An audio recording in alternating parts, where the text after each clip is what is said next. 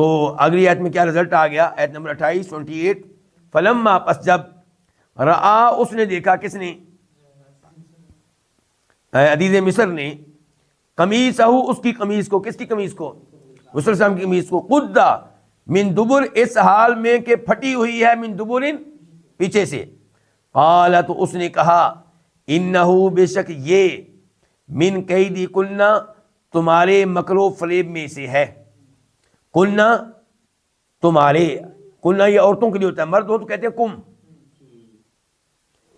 تو یہ عورتیں زیادہ ہوں تو کہتے ہیں کننا، یعنی کہ یہ تمہارے مکر و فریب میں سے ہے، انا، بے شک کیدہ کننا، تمہارا مکر و فریب، عظیم، بہت بڑا ہے۔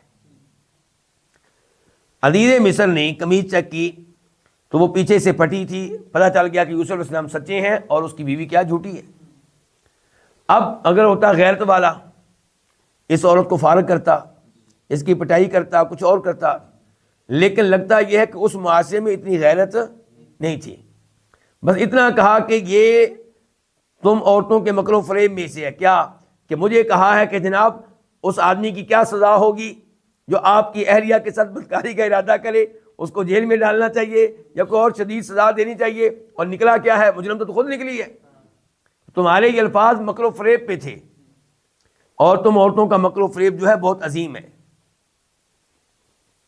یہاں پہ ایک حدیث بھی یاد آ گئی، بخاری شریف کی حدیث ہے کہ نبی علیہ السلام کی زندگی کے آخری ایام میں آپ نماز پڑھانے کے لیے نہ آ سکے، عشاء کی نماز کا وقت تھا، کئی دفعہ کوشش کی آپ نے، کئی بار غسل کیا تاکہ طبیعت بہتر ہو، خود جا کے نماز پڑھاؤں، لیکن نہیں بحال ہو سکی۔ تو پھر آپ نے کہا تھا، مرو ابا بکر فلیصلی بالناس، ابو بکر سے کہو کہ لوگوں کو نماز پڑھائیں۔ سیدہ عائشہ بڑی پریشان ہے۔ اچھا، کیوں پریشان ہے؟ پریشان اس لیے ہے کہ میرے والد صاحب ان ایام میں نماز پڑھائیں گے، اور اگر اللہ کے نبی ان ایام میں فوت ہو گئے علیہ الصلوۃ والسلام، تو لوگ میرے والد کو اچھا نہیں جانیں گے، لوگ میرے والد کو اچھا، کہ یہ آدمی اللہ کے رسول کے مصلی پہ کھڑا ہوا تو اللہ کے رسول فوت ہو گئے، تو اس لیے وہ چاہتی تھیں کہ میرے والد صاحب ان دنوں نماز نہ پڑھائیں۔ تو انہوں نے آگے سے یہ نہیں کہا کہ جو دل میں تھا وہ بات نہیں کی، بات کیا کی کہ میرے والد صاحب بڑے نرم دل ہیں، وہ قرآن پڑھتے ہوئے رو پڑھتے ہیں، تو وہ نماز پڑھائیں گے تو صحیح طرح نماز نہیں پڑھا سکیں گے، آپ ان کو رہنے دیں۔ اچھا، سیدہ عائشہ جو کہہ رہی تھی کیا وہ جھوٹ تھا؟ نہیں، جھوٹ نہیں تھا، جو کہہ رہی تھی وہ بھی ٹھیک ہے،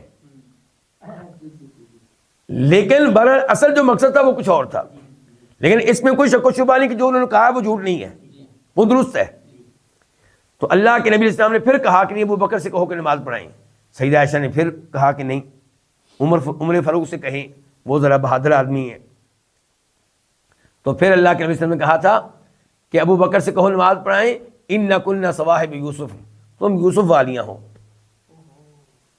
یعنی کہ دل میں کچھ اور ہے اور زبان پہ کچھ اور ہے۔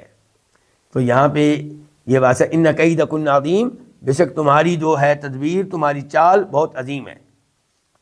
اور ایک حدیث میں آتا ہے، وہ بھی صحیح حدیث ہے، کہ اچھا بھلا سمجھدار مرد ہوگا اور یہ عورتیں اس کو بیوقوف بنا کے رکھ دیں گی۔ اچھا بھلا سمجھدار مرد ہوگا اور اس کی بیوی اس کو کیا کر دے گی؟ بیوقوف بنا کے رکھ دے گی، یعنی کہ دنیا حیران ہو رہی ہوگی کہ یہ ہو کیا رہا ہے۔